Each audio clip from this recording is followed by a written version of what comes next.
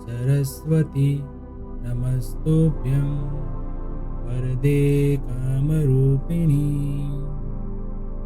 विद्यारंभं करिष्यामि सिद्धिर्भवतु मे सदा।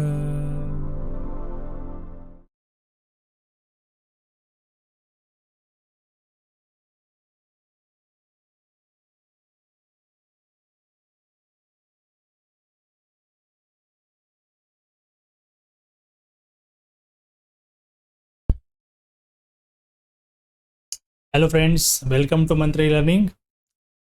Ratio analysis में आज हमारा जो है लेक्चर नंबर 6। आज एक और प्रैक्टिकल क्वेश्चन हम करेंगे और कुछ नए रेशियोज की कैलकुलेशन भी सीखेंगे। तो आइए शुरू करते हैं आज का लेक्चर। आज का क्वेश्चन जो है हमारा वो है क्वेश्चन नंबर 7।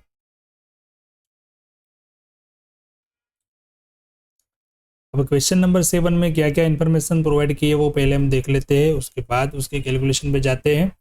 सबसे पहले तो यहाँ पे एक बैलेंस शीट दी है, वो बैलेंस शीट है राधिका लिमिटेड की, और वो बैलेंस शीट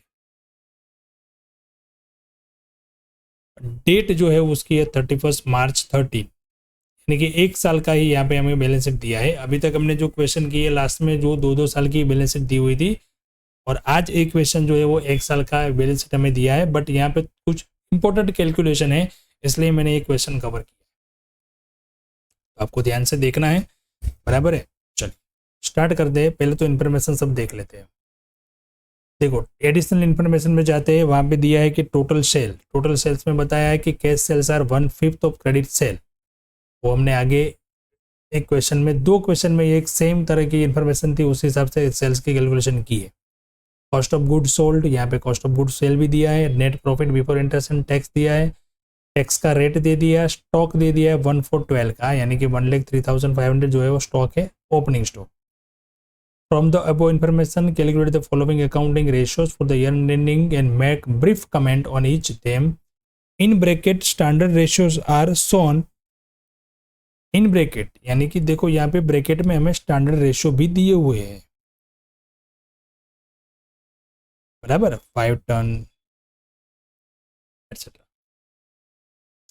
5 टन्स नहीं होता है, ये 5 टाइम्स होता है, ये प्रिंटिंग मिस्टेक है, ठीक है। तो ये स्टैंडर्ड रेशियो क्या है? तो एक क्वेश्चन हमने देखा था इंडस्ट्री रेशियो, तो इंडस्ट्री रेशियो उसको स्टैंडर्ड रेशियो भी बोलते हैं, बराबर। तो ये स्टैंडर्ड रेशियो दिया है, तो ये होना चाहिए। अब हमारी कंपनी कौन से रेशियो पे चल रही है वो हमें देखना है, ठीक है। चलिए सबसे पहले देखते हैं क्या क्या डिटेल हमें चाहिए। Current ratio, current asset divide by current liability. तो देखो करंट एसेट यहाँ पे दिए, स्टॉक, डेटर, बीआर, कैश, 4 ही आएगी। करंट लायबिलिटी में देखते हैं तो बैंक ओवरड्राफ्ट, क्रेडिटर्स और बिल्स पेबल मिल जाएगी डायरेक्ट यहाँ से। लिक्विड रेशियो इसी के हिसाब से मिलेगा, इसमें से स्टॉक हटा देंगे और इसमें से बैंक ओवरड्राफ्ट हटा देंगे, बाकी हो गई liquid asset, liquid liability. Return on capital employed के लिए कैपिटल एम्प्लॉयड की कैलकुलेशन करनी पड़ेगी, उसके लिए प्रेफरेंस शेयर है, इक्विटी शेयर है, रिजर्व है, डिबेंचर है, और देखो प्रिलिमिनरी एक्सपेंस है। मैं इतना फास्ट इसलिए जा रहा हूँ कि ये सारी डिटेल जो है वो इन्फॉर्मेशन हमने पूरी जो डिस्कशन है वो अभी तक के क्वेश्चन में सब कुछ की हुई है, तो कैलकुलेशन भी कैसे करनी वो भी की है। ये क्वेश्चन हम ओनली फॉर प्रैक्टिस के लिए कर रहे हैं, ताकि आपको फटाफट से किस तरह से प्रैक्टिस कर सके और किस तरह से कैलकुलेशन कर सके वो देख सके, ठीक है। अब डेटर्स के लिए डेटर्स, बीआर और क्रेडिट सेल चाहिए। क्रेडिट सेल हमें यहाँ पे दिया है जो हमें फाइंड करना है। और स्टॉक टर्नओवर के लिए goods of cost of goods sold दिया है, और सेल्स यानी कि एवरेज स्टॉक के लिए स्टॉक भी दिया है। ये जो रेशियो है वो नया आ गया कैपिटल गियरिंग रेशियो, जो अभी तक हमने एक भी क्वेश्चन में नहीं किया, ठीक है। तो उसकी कैलकुलेशन कैसे करते हैं, उसमें क्या क्या चीजें चाहिए वो हम देखते हैं आगे, क्वेश्चन सोल्व करते हैं उसके साथ। चलिए सबसे पहले तो हम क्या करेंगे, तो मैंने बताया था 2 तरीके से हम कैलकुलेशन कर सकते हैं। सबसे पहले तो एक काम करो कि जो आपको डिटेल चाहिए उसकी कैलकुलेशन कर लो, या फिर आप स्टार्ट कर दो सीधा फॉर्मूला से फर्स्ट से, और जो रेशियो के अंदर जो इन्फॉर्मेशन चाहिए उसकी कैलकुलेशन उसके साथ दिखा दो। आज का क्वेश्चन हम उस तरीके से करेंगे, हम पहले कोई डिटेल फाइंड नहीं करते हैं, हम डायरेक्ट स्टार्ट करते हैं रेशियो से, और उसमें ज़रूरत पड़ेगी वो हम वहाँ पे कैलकुलेशन कर लेंगे। तो करंट रेशियो यानी करंट एसेट करंट लाइबिलिटी। तो करंट एसेट में क्या क्या आएगा हमने देखा आगे, स्टॉक है, डेटर है, बीआर है और अदर है। तो उस सब का टोटल कर लेंगे यहाँ पे, तो टोटल मिल जाएगा 270। सेम इसी तरीके से क्रेडिटर्स, बिल्स पेबल और बीओडी, बैंक ओवरड्राफ्ट, तो ये हो जाएगा करंट लाइबिलिटी। फिर फॉर्मूला में अप्लाई कर देंगे, यहीं से सीधा आ गया रेशियो 1.8:1।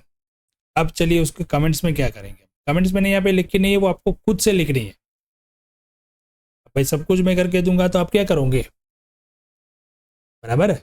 वो समझाया मैंने पहले, आगे के लेक्चर में लिखा है, बराबर। इंडस्ट्री रेशियो के साथ कंपेयर करके कमेंट्स भी ब्रीफ में हमने दिया था, तो आपको अभी ब्रीफ में कमेंट्स इसमें खुद से लिखना है, ये आपका होमवर्क है। मैं समझाऊंगा यहाँ पे वो कैसे लिखना है, आपको आइडिया दूंगा, पर आपको लिखना खुद है, ठीक है। इंडस्ट्री का रेशियो क्या था वो मैं देखना था। इंडस्ट्री का रेशियो क्या है, 2:1। अब देखो क्या है, तो कंपेयर करिए आप, इंडस्ट्री में 2:1 है और हमारी कंपनी में 1.8:1 है।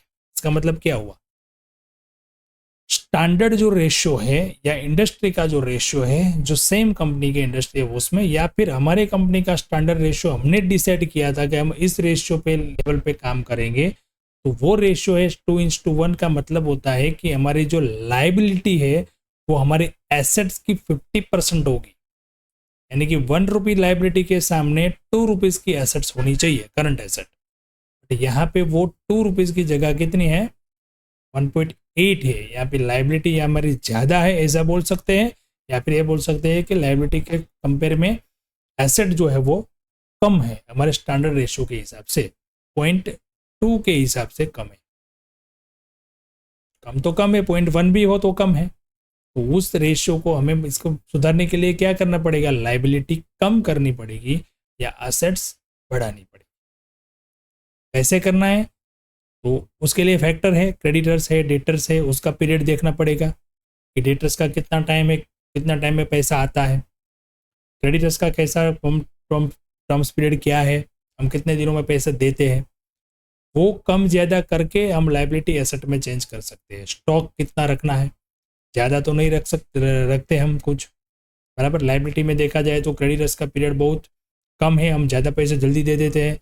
बिल्स पेबल, बैंक ओवरड्राफ्ट हमने नहीं जरूरत फिर भी लेके रखा है। तो ये सारी सिचुएशन हमें यहाँ पे पता चलती है, जब रेशियो एनालिसिस करते हैं तब उसका सॉल्यूशन कर सकते हैं, ठीक है। सेकंड थिंग है लिक्विड रेशियो। लिक्विड रेशियो का liquid asset divided by liquid liability.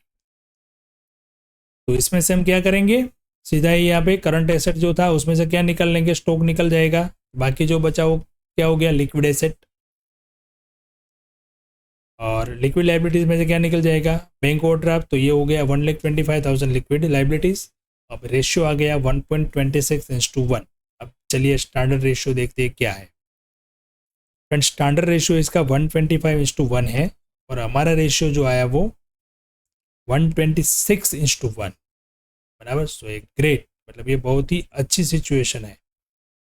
हमें ब्रीफ में यहाँ पे कमेंट दे सकते हैं, liquid ratio is maintained as per standard ratio. Liquid ratio हमने स्टैंडर्ड रेशियो के हिसाब से ही मेंटेन करके रखा है, बल्कि उससे भी ज़्यादा अच्छी पोजीशन पे है, बराबर। हमें स्टैंडर्ड तो चाहिए था 1.25:1। अब देखो ये दोनों का फर्क क्या है, करंट और इसमें, इस दोनों में ये फर्क है कि यहाँ से क्या निकल गया, स्टॉक, और यहाँ से क्या निकल गया, बैंक ओवरड्राफ्ट। तो इस दोनों के रीजंस के हिसाब से, इस दोनों के कारण यहाँ पे जो एडवर्स पोजीशन आ रही थी, मतलब कि नेगेटिव सिचुएशन हमें दिख रही थी, वो रीजन निकाल के हम लिक्विड पे जाते हैं तो वो पॉजिटिव हो जाती है, बराबर है। तो इसका एनालिसिस हम इस तरीके से कर सकते हैं कि भाई ये स्टॉक या बैंक ओवरड्राफ्ट, ये ऐसी सिचुएशन में हम तुरंत ही उसको रुपीज़ में कन्वर्ट नहीं कर सकते। तुरंत में करना है तो हमारी सिचुएशन कैसी है, तो अच्छी है, जैसे इंडस्ट्री में चाहिए, जैसे स्टैंडर्ड चाहिए उससे तो अच्छी है, तो सही है। इसमें बहुत सारे क्वेश्चन के आंसर रेशियो एनालिसिस से मिलते हैं। सेकंड थर्ड नंबर का जो रेशियो हमारा वो है रिटर्न ऑन कैपिटल एम्प्लॉयड। तो कैपिटल एम्प्लॉयड की पहले कैलकुलेशन करनी पड़ेगी फ्रेंड्स यहाँ पे। चलिए कैपिटल एम्प्लॉयड में क्या क्या आएगा वो मैंने आपको बैलेंस शीट में यहाँ से ही बताया था। Equity share, preference share, general reserve, bank overdraft, और सामने देखिए प्रिलिमिनरी एक्सपेंस ये जो है वो माइनस कर लेंगे, बाकी तो कुछ आएगा नहीं यहाँ पे। Equity share, preference share amount आप देख सकते हैं क्वेश्चन में, रिजर्व और P&L है ही नहीं, डिबेंचर है। मैंने एक चीज़ आपको ये बताई थी कि ये जो फॉर्मेट है कैपिटल एम्प्लॉयड का, हम फॉर्मेट तो वही लिखेंगे सब क्वेश्चन में, ताकि कोई जो डिटेल है यहाँ पे वो छूट ना जाए। मैक्सिमम इतने क्या क्या आ सकता है कैपिटल एम्प्लॉयड में, इतनी आ सकती है डिटेल, इससे ज़्यादा और कोई है ही नहीं, बराबर। तो अगर P&L है तो छूट ना जाए, इसलिए हम सब लिखेंगे, नहीं है तो डैश कर देंगे। एग्जाम में भी आप ये कर सकते हो, उसमें कोई दिक्कत नहीं। तो कैपिटल एम्प्लॉयड आएगी 6 लाख। EBIT हमने फाइंड किया हुआ था या दिया हुआ था, EBIT देख लेते एक बार। EBIT यस दिया हुआ है, net profit before interest and tax सीधा ही दिया हुआ है 243, तो कैलकुलेट करने की जरूरत नहीं है, सीधा दिया था। तो अप्लाई कर लेते हैं फॉर्मूला में, आ जाता है 40.5%। अब देखिए स्टैंडर्ड क्या था, स्टैंडर्ड था 25 ओ, और हमारा क्या आ गया 40 40.5, ये तो बहुत ही पॉजिटिव है। स्टैंडर्ड था हमारा कि भाई हम 25% रिटर्न मिले हमें कैपिटल एम्प्लॉयड पे, हमने जितना भी कैपिटल एम्प्लॉय किया है, मतलब इन्वेस्ट किया है, वो चाहे शेयर कैपिटल से हो चाहे डिबेंचर से हो, बराबर। तो उसका 25% रिटर्न मिलना चाहिए, पर हमारा बिजनेस तो बहुत अच्छा चल रहा है कि हमें रिटर्न दे रहा है 40.5% का, ये बहुत ही अच्छी पोजीशन है, अच्छी सिचुएशन है। Debtors plus BR divide by credit sale into days. अब सेल्स का यहाँ पे कैलकुलेशन करेंगे ना, वो सेल्स का भी आगे हमने कैलकुलेशन करवाया, फिर भी यहाँ पे हम आपको बता देते हैं क्या करना है। Cash sales are 1/5 of credit sale. Cash sales बस वो लिख लीजिए तो आराम से पता चल जाएगा। Cash sale is equal to 1/5 of credit sale, ये दिया है। कैश सेल का बेस जो है वो किस पे है, क्रेडिट सेल। क्रेडिट सेल दिया नहीं है, तो सपोज कर लो क्रेडिट सेल जो है वो कितना है 5, क्योंकि डिनोमिनेटर में 5 है। कैश सेल कितना हो जाएगा, so cash sale is equal to 5 into 1/5, 5 cancel 1, देखो आ गया रेशियो। क्रेडिट सेल कितना था 5, तब कैश सेल कितना है 1, तो 5:1,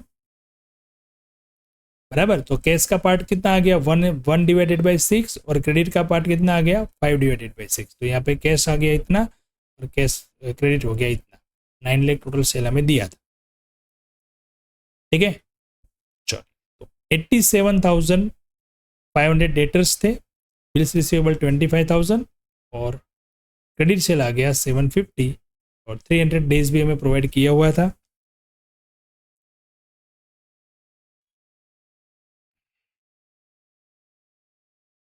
तो आंसर कितना मिला फ्रेंड्स 45 डेज। ओके, ये कॉस्ट ऑफ गुड सेल हमने यहाँ पे क्यों निकाली, रेशियो दिया होगा कुछ स्टॉक का, यस। सेकंड थिंग जो स्टॉक की, तो हमने यहाँ पे कैलकुलेट कर लिया, देखो यहाँ पे भी कर सकते हैं आप, उस रेशियो में भी कर सकते हैं, कोई दिक्कत नहीं है। 45 डेज इधर आया, और हमारा स्टैंडर्ड रेशियो कितना डेज था 45 डेज सेम है, तो वो भी हमने मेंटेन करके रखा है। डेटर्स का जो भी पीरियड है वो, तो ये भी सही है, मतलब इसमें कोई माइनस प्लस पोजीशन नहीं है, एज पर स्टैंडर्ड है। अब लास्ट वाला सॉरी नेक्स्ट वाला stock turnover, cost of good sale divide by average stock. Average stock के लिए कैलकुलेशन कर लेंगे। एवरेज में ओपनिंग स्टॉक हमें दिया था, क्लोजिंग स्टॉक बैलेंस शीट में दिया था। ओपनिंग स्टॉक हमें यहाँ पे इंफॉर्मेशन में दिया था 1,03,000, क्लोजिंग स्टॉक यहाँ पे है, और कॉस्ट ऑफ गुड सेल हमने यहाँ पे कैलकुलेट कर ली। तो 540 डिवाइड बाई यानी कि 5 टाइम्स हुआ, और स्टैंडर्ड भी फ्रेंड्स 5 ही था आई थिंक, 5 टन्स था, आपने 5 टन्स की जगह कितना आएगा टाइम्स। तो ये भी हमने मेंटेन करके रखा है, तो ये भी स्टैंडर्ड के हिसाब से ही चल रहा है, इसमें भी कोई प्रॉब्लम है नहीं। ओके, स्टॉक टर्नओवर का रेशियो भी कंप्लीट है। अब नेक्स्ट कौन सा रेशियो है? लास्ट वाला जो नया रेशियो हमने फाइंड करना था वो था कैपिटल गियरिंग रेशियो, और वो इस फॉर्मूला है उसकी preference share capital debtors equity share capital, preference share capital plus debtors divide by equity share capital. Sorry, debtors नहीं आएगा, यहाँ पे गड़बड़ है, डेटर्स नहीं आएगा, यहाँ पे आएगा डिबेंचर। सॉरी, ये डेटर्स नहीं आएगा, ये थोड़ी टाइपिंग मिस्टेक है, यहाँ पे आएगा डिबेंचर। ठीक है, ये सुधार लेना। अब ये रेशियो जो है वो 3 चीजों को कवर करता है, शेयर कैपिटल, और शेयर कैपिटल में कितने कैपिटल होती है? इक्विटी और प्रेफरेंस, और कैपिटल का एक पार्ट दूसरा भी होता है, ये होता है शेयर कैपिटल, और दूसरा होता है डेप्ट। डेप्ट के अंदर क्या होता है? डिबेंचर होता है, बैंक लोन होता है। तो ये तीनों का रेशियो क्या है? यानी कैपिटल गियरिंग रेशियो, जो कैपिटल हमने एम्प्लॉयड की हुई है हमारे बिजनेस में, उसमें से प्रेफरेंस शेयर और डिबेंचर। प्रेफरेंस शेयर ऐसे शेयर है जो हमें कुछ टाइम के बाद रिटर्न करने होते हैं, यानी कि रिडीमेबल होते हैं। डिबेंचर तो है ही रिडीमेबल, हो तो रिडीम करना ही है। इक्विटी शेयर एक ही ऐसा है कैपिटल जो हमें कंपनी जब बंद होगी तभी रिटर्न करनी, तब तक नहीं करे तो चलेगा। तो इक्विटी शेयर ही सही मायने में देखा जाए तो ऑन कैपिटल है। तो इक्विटी शेयर के सामने ऐसी जो कैपिटल जो हमें कभी रिटर्न करनी है, हमारी नहीं है ऑन कैपिटल, उसका रेशियो क्या है? वो होता है कैपिटल गियरिंग रेशियो। अब इसमें क्या दिखता है? तो 1 लाख प्रेफरेंस शेयर कैपिटल थे, 1,50,000 डिबेंचर थे, इक्विटी शेयर कैपिटल 2,50,000 है, यानी कि देखो कितना आ गया रेशियो? 1:1। आप इसको 1:1 यानी लिखेंगे तो यहाँ पे 100 लिखेंगे नहीं, दोनों में मिल सकता है ये रेशियो। ऐसा नहीं है कि 100 किया तो आप परसेंटेज में नहीं फाइंड कर सकते हो, परसेंटेज 100% आ गया। 150 plus 1 lakh 250 plus divide by 250 into 100 तो 100% बराबर। मतलब क्या हुआ कि इक्विटी शेयर जितना है उतना ही सामने प्रेफरेंस और डिबेंचर है, बराबर। और इंडस्ट्री यानी कि स्टैंडर्ड रेशियो हमारा क्या था? 0.75, और हमारा तो क्या आ गया? 1 आ गया। ये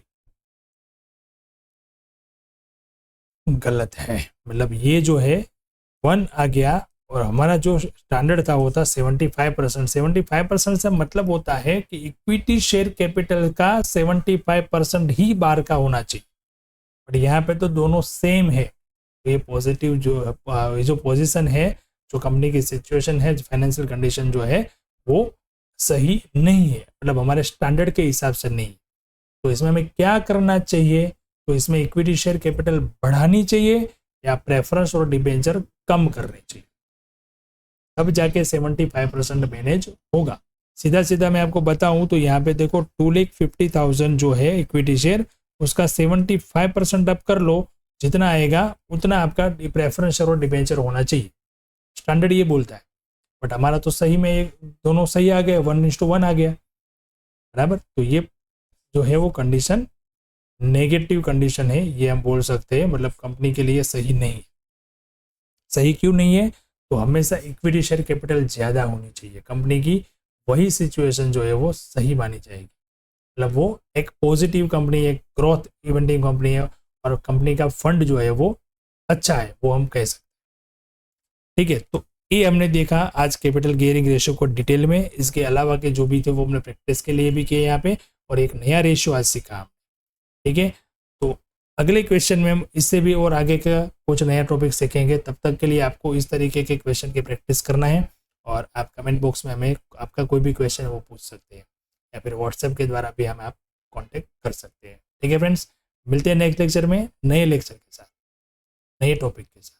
thank you and have a good day.